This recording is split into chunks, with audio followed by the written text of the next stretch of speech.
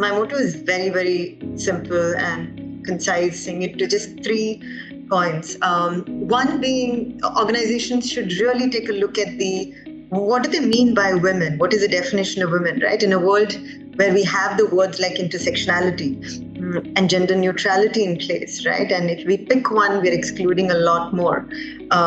I think organizations need to be very clear on, hey, what is the definition? People who identify as women are only the ones going to be included, and you're excluding everyone else, and that's okay. Just say that you're excluding clearly out there, and that's okay. But I think being very clear about your intention and what the definition of women for you mean when you're doing certain things to empower women, right?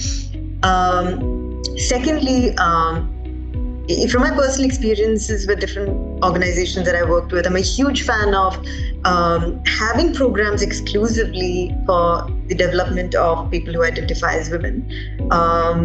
I think a lot of organizations do it.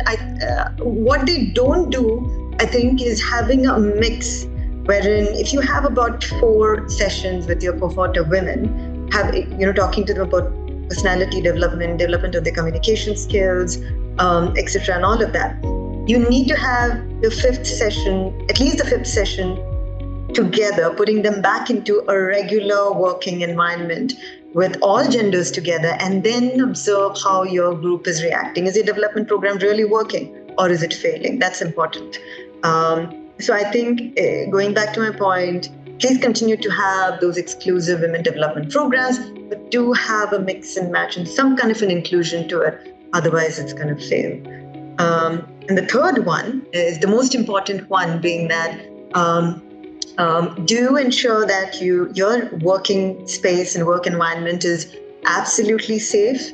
And also that I'm sure everyone has their policies in place, but really need to walk the talk. Everyone faces harassment, including the men, but I'm just saying the fact remains that women face it more, or the minority groups do face it more.